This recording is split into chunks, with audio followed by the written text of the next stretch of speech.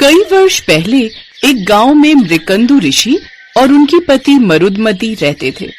उनकी शादी के काफी वर्ष होने के बाद भी उन्हें किसी संतान की प्राप्ति नहीं हो रही थी।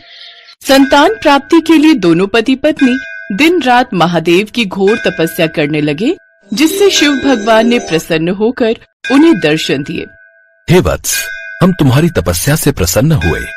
मांगो, तुम्हें क्या वर चाहिए? महादेव, हमें एक पुत्र संतान का वरदान दीजिए। ठीक है, किंतु तुम्हें दो विकल्पों में से किसी एक को चुनना होगा।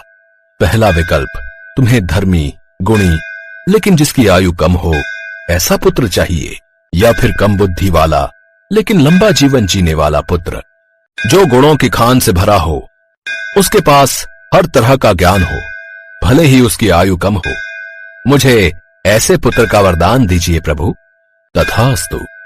तुम्हें तुम्हारी इच्छा अनुसार गुणी और धर्मी पुत्र की प्राप्ति होगी, किंतु उसका जीवन काल केवल 16 वर्ष तक का ही होगा। ये कहकर महादेव अंतर्ध्यान हो जाते हैं। कुछ समय बाद मृकंडा और उनकी पत्नी को एक पुत्र की प्राप्ति हुई, जो आगे चलकर मार्कंडेय ऋषि के नाम से प्रसिद्ध हुए। मार्कंडेय को उनके पिता ने अच्छी शिक्षा दी। मार्कंडेय एक आज्ञाकारी पुत्र और सबके दुलारे थे। सभी को उनसे बेहद ही लगाव था। उनके खूब सारे मित्र थे। ऐसे ही समय बीता और अब उनका 16वां वर्ष शुरू हो गया। ऐसे में मार्कंडेय के माता पिता काफी दुखी रहने लगे। वो दिन रात चिंता में डूबे रहने लगे। ये देख एक रोज मार्कंडेय ने उनसे पूछा, क्या बात है पिताश्री, आप इतने चिंतित क्यों दिखाई दे रहे हैं? पुत्र, हम दोनों तुम्हें लेकर चिंतित हैं। हमें तुम्हारी चिंता सताए जा रही है। कैसी चिंता पिताश्री? दरअसल तुम्हारी आयु 16 वर्ष तक की ही है, और बहुत जल्द तुम्हें 16वां साल लगने वाला है। उसी बात की चिंता हम दोनों को सताई जा रही है पुत्र। लेकिन ऐसा क्यों माँ बाबा? यही शिवजी का वरदान है पुत्र। अच्छा, लेकिन आप चिंता मत कीजिए पिताश्री, मुझे कुछ नहीं होगा। आप ही तो कहते हो, जो भी भगवान की सच्चे मन से प्रार्थना करता है उसकी भगवान अवश्य सुनते हैं।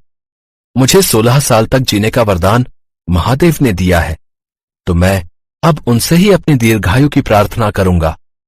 मुझे पूरा विश्वास है कि वो मेरी बात जरूर सुनेंगे।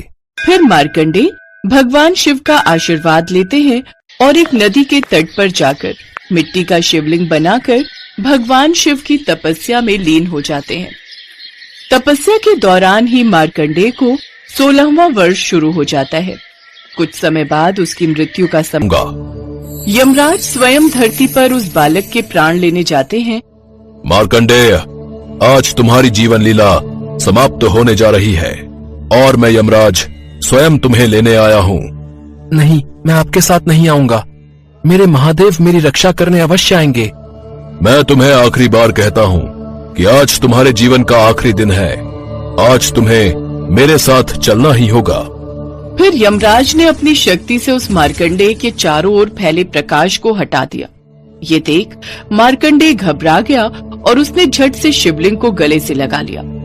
फिर यमराज को कुछ समझ नहीं आया और उन्होंने अपने यमपाश को मार्कंडेय से बांध दिया, लेकिन उनका ये यमपाश मार्कंडेय के साथ उस शिवलिंग को भी बांधने लगा। यमराज उन्हें अपनी ओर खींचने लगे। तभी मार्कंडेय हाथ जोड़कर प्रार्थना करने लगे, हे शिव, अपने इस भक्त की रक्षा करो, मेरी रक्षा करो शिव। मार्कंडेय जब ऐसा कहकर जोर जोर से चिल्ला रहे थे तो यमराज उन्हें अपनी ओर खींचने लगे। तभी उस शिवलिंग से महादेव प्रकट हुए, जो काफी ज्यादा क्रोधित थे। यमराज, तुम्हारी हिम्मत कैसे हुई मेरे भक्त पर अपनी दृष्टि डालने की? हे प्रभु, इसका अंतिम समय आ गया है, इसीलिए मैं इसके प्राण हरने आया था। ये मार्कंडेय अब से हमेशा जीवित रहेगा। मुझे क्षमा करें भोलेनाथ, मैं धन्य हूँ। मुझे क्षमा करें महादेव। हे प्रभु, आपने मुझे अपने दर्शन दिए। आप स्वयं मेरे प्राणों की रक्षा के लिए धरती लोक पर आए। इससे बढ़कर मेरे लिए कुछ भी नहीं है। पुत्र, हम तुम्हारी भक्ति से प्रसन्न हैं, इसलिए अब तुम मेरे आशीर्वाद से सदा सदा के लिए चिरंजीवी रहोगे। अब तुम शीघ्र ही घर लौट जाओ और अपने माता पिता से कहो कि अब तुम्हें कभी किसी से डरने की जरूरत नहीं है और ना ही तुम्हारी मृत्यु अब कम उम्र में होगी।